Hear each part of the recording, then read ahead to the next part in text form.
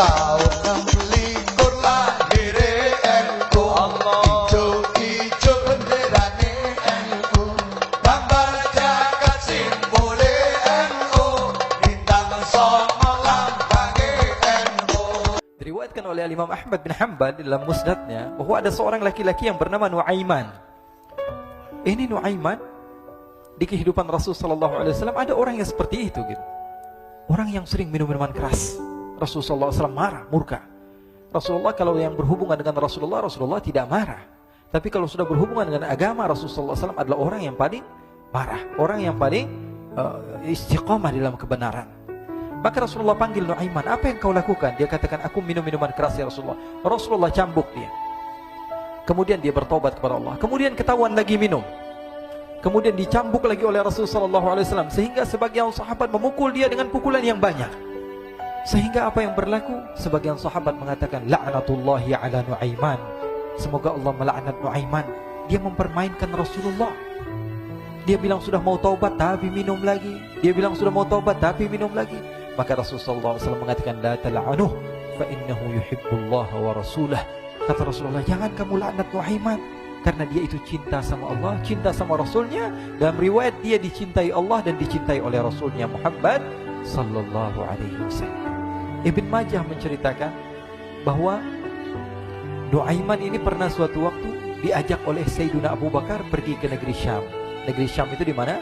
Seperti yang diceritakan tadi, antara daerah Suriah, Lebanon, Yordania, kemudian Palestina.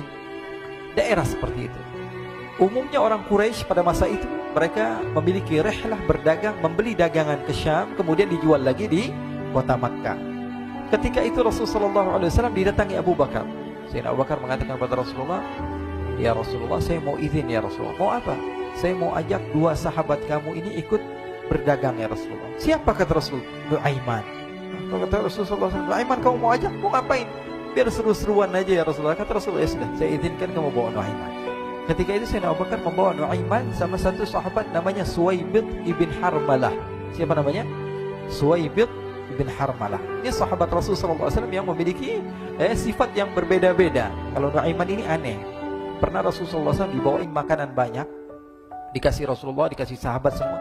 Semuanya sudah makan, tiba-tiba si Nuaiman ini, sahabat Nabi Nuaiman mengatakan kepada Rasulullah, ya Rasulullah, ini yang penjualnya, tolong kau yang bayar ya Rasulullah.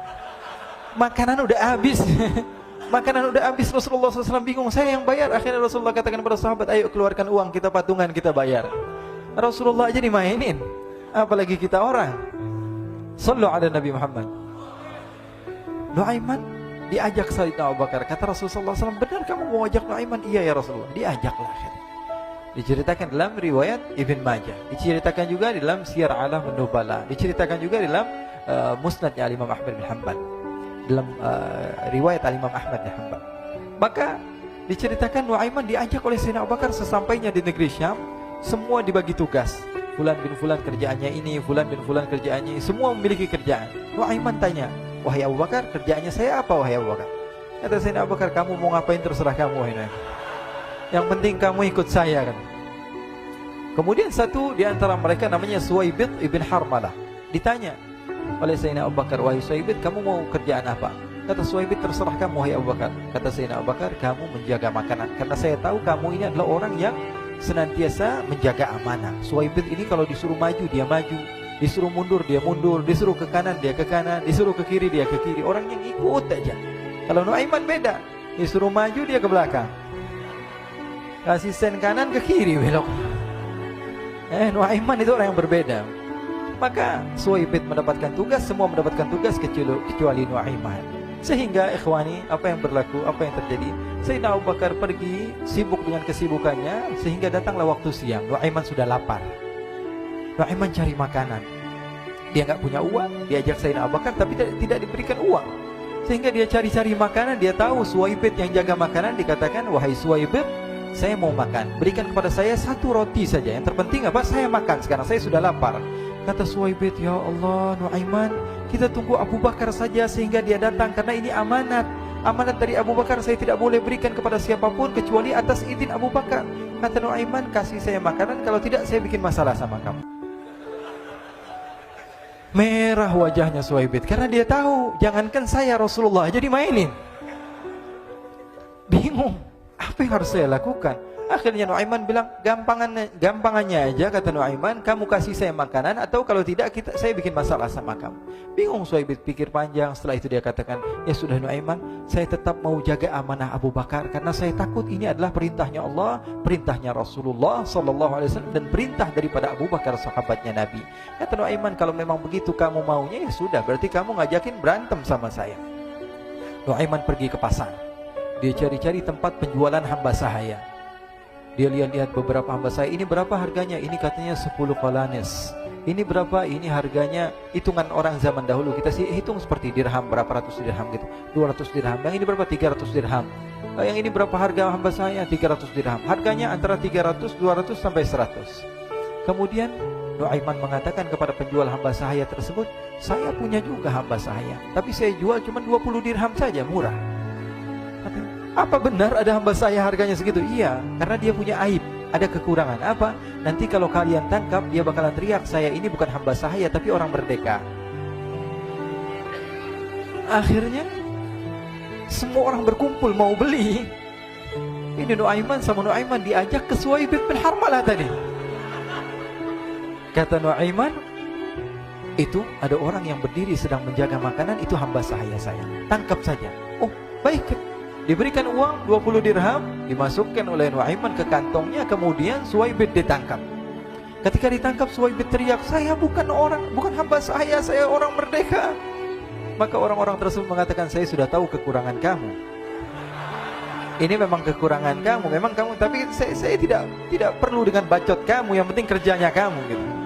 Ya kan hamba saya untuk apa? Untuk kerja. Mau dia ngomong apa, mau ngomel terserah, yang penting dia mau kerja. Akhirnya ditangkaplah Suhaibit dan dijual di pasar. Nuaiman punya uang banyak ini. Dia beli makanan, dia beli minuman, dia beli hadiah buat Rasulullah. Dia beli macam-macam di negeri Syam ini. Waktu itu adalah superpower, adidaya Romawi. Pada masa itu semua barang mahal, tapi Nuaiman banyak uangnya. Dia belanja ini, belanja itu, sehingga Sayyidina Abu Bakar pun pulang. Ketika Sayyidina Abu Bakar pulang, Sayyidina Abu Bakar cari, mana ini Suhaibit? Kita semua sudah lapar. Kata Nuaiman dengan mudahnya dia mengatakan, sudah saya jual wahai Abu Bakar. Maka Sayyidina Abu Bakar bertanya, apa yang kau lakukan wahai Nuaiman? Diceritakan oleh Nuaiman dengan jujur. Nuaiman ini orangnya apa adanya, tapi nyusahin. Saya jual. Akhirnya dibawa oleh Nuaiman, Sayyidina Abu Bakar pergi ke mana? Ke pasar. Lalu dibeli lagi oleh Sayyidina Abu Bakar As-Siddiq, Suhaibit yang tadinya orang merdeka menjadi hamba sahaya sebentar, kemudian dibeli lagi oleh Sayyidina Abu Bakar. Pulang ke Madinah, kisah ini diceritakan di hadapan Rasulullah SAW. Maka perawi mengatakan, fadhahikan nabiyyu hatta badat nawajiduhu. Ketika diceritakan kisah Nuaiman tersebut dengan Suhaibit, Rasulullah tertawa sejadi-jadinya sehingga gigi geraham Rasulullah SAW nampak di wajah mata para sahabat. Sehingga perawi lain mengatakan 1 tahun berlalu Rasulullah, setiap ada tamu yang datang kepada Rasulullah, Rasulullah akan ceritakan kisah Nuaiman menjual Suhaibit tersebut. Jadi ada ikhwani, jangan kalian kira Rasulullah SAW itu hidup di satu masa sahabat-sahabatnya itu seperti ustadz-ustadz yang khusyuk, yang kayak Habib bin Anis ini banyak. Bahkan ikhwani, mungkin di akhir karena masanya sudah habis, pernah suatu waktu Rasulullah SAW didatangi asyraf, delegasi dari beberapa negara yang ingin mengenal apa itu agama Islam. Sehingga mereka datang ke rumah Rasulullah SAW membawa unta, kendaraan yang ketika itu kendaraan yang paling mahal mereka miliki. Itu untanya yang paling mewah. Diikat di depan rumah Rasulullah SAW. Tamunya pun masuk, duduk bersama Rasulullah SAW. Di depan rumah Rasulullah SAW ada beberapa sahabat. Ada Sayyiduna Hamzah. Kalian tahu Sayyidina Hamzah adalah orang yang pemberani. Ada Sayyiduna Umar. Kalian tahu Sayyidina Umar adalah orang yang pemberani. Ada Sayyiduna Ali bin Abi Thalib. Ada Sayyiduna Sa'ad bin Abi Waqqas. 4 sahabat ini lagi nongkrong gitu depan rumahnya Rasulullah SAW, berjaga sebelum Allah Subhanahu wa taala turunkan ayat wallahu ya'simuka minan nas. Ketika mereka sedang asyik duduk, tiba-tiba Nuaiman datang. Ini Nuaiman kalau datang pasti bikin sesuatu yang aneh. Bahkan dikatakan tidaklah Rasulullah SAW dalam keadaan bersedih kecuali Nuaiman datang Rasulullah akan tersenyum. Jadi sebagian sahabat itu senang kalau sudah Nuaiman datang, pasti Rasulullah bahagia. Tapi ketika itu Nuaiman datang, ingin duduk bareng-bareng Sayyidina Hamzah. Sayyidina Hamzah katakan kepada Nuaiman, bercanda begitu. Nuaiman, kamu lihat unta orang datang dari luar Arab ini. Lihat, kata Nuaiman, ini besar banget, ini badannya besar gitu. Dagingnya pasti banyak. Iya, ini kalau kita sate enak nih ntar malam. Kata Nuaiman. Kata Sayyidina Hamzah, apakah kamu berani? Kata Nuaiman, saya berani aja asal kalian gak bilang sama Rasulullah. Kata Sayyidina Hamzah, benar wahai Nuaiman, benar kan? Akhirnya Sayyidina Hamzah lupa masalah itu, cuma bercanda-bercanda saja. Sayyidina Hamzah lagi asik sama Sayyidina Umar, Sayyidina Ali. Tiba-tiba apa? Ternyata ketika dia melihat unta tersebut sudah pisah antara kepala sama badannya. Nuaiman mengatakan, wahai Hamzah, ini unta saya sudah potong, saya mau pergi sebentar. Kalau Rasulullah cari saya, tolong jangan beritahu di mana saya. Nanti kalau keadaan sudah aman, mari kita nyate bareng-bareng. Ini ada yang seperti itu di zaman Rasulullah SAW. Maka dia pun berlari dan berlari mencari satu tempat supaya Rasulullah SAW dia selamat daripada Rasulullah SAW. Sehingga Sayyidina Hamzah bingung, ini kalau Rasulullah keluar gimana? Ada Hamzah Asadullah, ada Ali bin Abi Thalib, ada Umar, gak bisa jaga kendaraannya, tamunya Rasulullah sallallahu alaihi wasallam. Akhirnya benar apa yang terjadi, ikhwani.